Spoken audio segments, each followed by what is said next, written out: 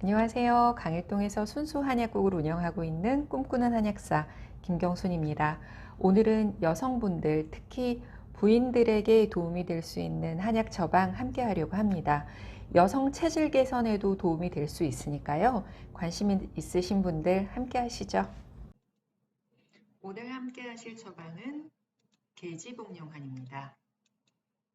활혈 화어제로 나와 있습니다. 혈을 움직이게 하고 혈을 없애주는 그런 처방인데요. 혈을 없애준다는 말에 조금 관심들이 가실 겁니다. 혈은 혈전으로 이해하시면 훨씬 더 편해지실 겁니다.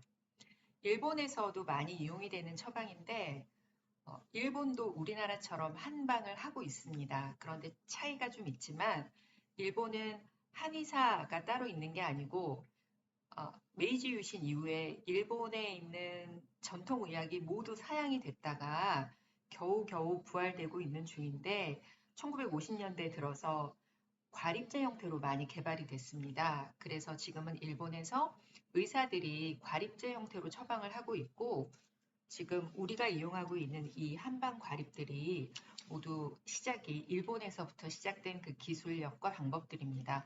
계지복령화는 일본에서 많이 사용되고 있는 처방이고 특히 부인의 갱년기 장애나 생리불규칙 같은 부인 질환의 3대 처방으로 많이 이용이 되고 있습니다. 우리나라에서도 많이 이용이 되는데 일본뿐만 아니고 우리나라에서도 모두 부인과 질환 혹은 자궁근종에도 계지복령환이 굉장히 많이 이용이 되고 있죠. 구성으로 한번 보시겠습니다. 계지복령환의 구성은 5가지인데요. 첫 번째, 이름 안에도 계지가 들어있잖아요. 계지와 복령의 역할이 크겠죠. 계지는 개수나무의 어린 가지입니다. 약간 맵고 달고 따뜻한 성질이 있습니다. 계지는 찬바람을 맞았을 때 땀이 나든 안 나든 그걸 표허, 표실이라고 하는데 표를 풀어주는 역할을 합니다. 약간 따뜻함으로 경락을 풀어주는 역할이 있어서 특히 손발, 사지가 차가울 때 도움을 많이 주는 약재로 이용되고 있습니다. 한방차로 만약에 계지를 이용하신다면 생강이나 대추랑 같이 넣어서 끓여 드시는 것도 손발이 차신 분들이 평소에 하루에 한 잔 정도 복용하시기에는 괜찮은 그런 재료 중에 하나입니다. 또 계지는 상열 한행에 이용이 되는데 한방에서 궁극적으로 추구하는 건강한 상태는 균형 잡힌 상태거든요. 음과 양이 조화를 이루는 상태인데 양이 조화를 이루려면 우리나라 온돌처럼 밑에 공기가 따뜻하고 위에 공기가 차가우면 순환이 되는데 만약에 그 순환 상태가 되지 않고 위에 공기가 따뜻하고 아래 공기가 차가우면 순환이 되지 않아서 말 그대로 병적인 상태가 되는 겁니다. 바로 그 상열 한행의 상태일 때 계지가 아주 유용합니다. 두 번째 약재가 목단피입니다. 목단피는 모란의 뿌리 껍질이고요. 성질은 쓰고 맵고 약간 차갑습니다. 목단피는 혈액순환을 촉진하는 기능이 있는데 약간의 차가운 성질로 열을 내려주고 혈을 좀 시원하게 해주는 기능이 있습니다. 그걸로 어혈을 제거해 주기도 하죠. 세 번째 재료가 백작약입니다. 작약의 뿌리인데요. 백작약은 조금 들어보셨을 겁니다. 우리가 많이 이용하는 쌍화탕의 주재료가 백작약입니다. 쌍화탕을 어떨 때 드시죠? 찬바람을 맞았거나 아니면 운동을 너무 많이 했거나 해서 근육이 뭉치고 약간 아픈 기운이 있을 때 그때 통증을 잡아주고 근육을 풀어주는 역할을 백작약이 하거든요. 쓰고 쉬고 약간 차갑습니다. 백작약은 혈을 채우는 기능이 있고요. 그래서 생리불순이나 산전산후에 도움이 되지만 또 통증을 잡기도 합니다. 유간지통이란 말은 한방 이론 중에 간이 근육을 주관한다라는 말이 있습니다. 혈이 부족하면 간은 혈을 모으는 장소인데 근육의 통증을 잡아주는 그런 역할을 백작약이 하고 있습니다. 네 번째 약재가 백복령입니다. 버섯의 이름이 구멍쟁이 버섯인데 그 구멍쟁이 버섯과의 균핵을 잘라서 사용한 게 백복령입니다. 어디선가 좀 보셨을 겁니다. 백복령은 일상에서도 많이 이용이 됩니다. 한방 화장품이나 한방 비누에서는 김이나 주근깨를 없애는데 백봉령을 가루로 만들어서 사용하고 계시고요. 또 백봉령이 갖고 있는 큰 기능 중에 하나가 수분 대사를 용이하게 하기 때문에 소변이 잘 나오지 않는다거나 얼굴이나 손이나 몸이 붓는다거나 몸에 부기가 있을 때 그걸 잘 부기를 가라앉히고 소변이 잘 나오게 하는 역할을 합니다.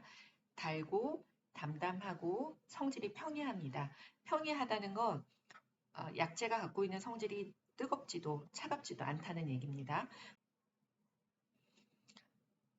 수분 정체로 인한 증상, 붓는다거나 소변이 잘 안 나온다거나 그럴 때 도움되고요. 백봉령이 또 담음을 잡아주는 효과, 뭐 울렁거린다거나 그럴 때도 도움이 되고 안정시키는 효과가 있습니다. 그걸 안신작용이라고 하는데 그래서 신경과민으로 인한 증상에도 백봉령이 그런 처방에도 백봉령이 많이 들어가고 있습니다. 5번째 약재가 도인입니다. 복숭아나무 종자인데요. 도인을 보시면 아몬드 같이 생겨가지고 손이 이렇게 갑니다. 하나 먹어보고 싶은 느낌? 크기나 색깔이나 모양이 아몬드하고 굉장히 비슷합니다. 그래서 헷갈리실 수 있어요. 처음에 보시면. 쓰고 평이합니다. 도인도 혀를 움직이게 하고 어혈을 없애주는 효과가 있고요. 또 도인의 하나의 특징이 유분기, 지방이 많이 있어서 장을 부드럽게 하고 배변할 수 있는데 도움이 되는 그런 약재 중에 하나입니다. 계지복용화는 제가 처음에도 활혈거라고 시작을 했는데 어혈로 인한 증상을 풀어주는데 굉장히 유용하게 많이 쓰입니다. 근데 어혈이나 담음 같은 게 뭐라고 콕 찍어 말하기는 어려운데 머리부터 발끝까지 여러 가지 증상을 일으킬 수 있기 때문에 어디 가도 담음 체질이다, 어혈 체질이다 라는 말을 듣기가 쉽습니다. 그리고 이 어혈이 머리에 있으면 두통을 일으키고 또 머리 무겁고 뭐 이런 느낌이 있지만 또 소화기에 있으면 어혈 같은 경우는 불안하다. 뭔가 뭐 가슴이 답답하고 불안하고 혹은 상열한행 증상으로 대사가 잘 안 되니까 손발도 차고 여러 가지 증상은 여자분들 같은 경우면 생리불순이나 혈의 색깔이 너무 거무죽죽하거나 여러 증상을 일으킬 수 있거든요. 그래서 어혈로 인한 재반 증상을 풀어주기 때문에 여성들 체질 개선에 계지복용환이 굉장히 많이 이용이 됩니다. 주의하실 분은 임신 중에는 계지복용환 굉장히 조심하셔야 하고요. 또 효과가 센 한방 소화제 같은 경우도 임신 중에는 조심하셔야 되는 거니까요. 계지복용환을 얘기할 때 처음부터 끝까지 다 어혈 얘기가 나오고 있습니다. 그러면 난 어디 가면 어혈 체질이라고도 하고 어혈이 뭔지 모르겠지만 내가 어혈이 있는 것 같은데 어혈의 특징이 뭔지 잠깐만 보시겠습니다. 어혈이 있으신 분들은 밤에 좀 많이 더 아픕니다. 그리고 그 통증이 누르는 듯한 통증도 있고 찌르는 듯한 자통이라고 하는데요. 그런 통증도 수반을 합니다. 어혈이 있으신 분들은 열이 나진 않습니다. 하지만 따뜻하면 덜 아프고 차가우면 더 아픕니다. 또 어혈이 있으신 분들은 목이 말라서 뭘 마시더라도 벌컥벌컥 마시지 않고 입만 살짝 적시고 말고 약간 좀 그런 게 있죠. 또 어혈이 있으시면 어혈 때문에 혈액순환 자체가 잘 안 되니까 어, 가슴이 뛴다. 그런 표현을 좀 많이 하십니다. 심장에 좀 무리가 가는 경향이 있다는 거죠. 또 건망증이 심해진다는 표현들도 많이 하시는데 즉각적으로 우리가 눈으로 봤을 때 이거 어혈인 것 같은데 라는 소리를 듣는 경우가 혀 밑을 보시면 푸른 정맥이 유난히 도드라져 보이는 분들이 계세요. 그럴 때는 어혈일 가능성이 높다라고 보기도 합니다. 계지복용화는 아까 보여드렸던 것처럼 과립 형태로도 많이 이용이 되고 있고 전반적인 체질 개선에 많이 이용하는 처방이니까 나랑 좀 맞는 것 같아 싶으신 분들은 조금 더 알아보시고 또 전문가들과 상담해 보신 다음에 이용해 주시면 좋을 것 같습니다. 잘만 이용하신다면 두고 아마 괜찮은 처방이 될 것 같습니다.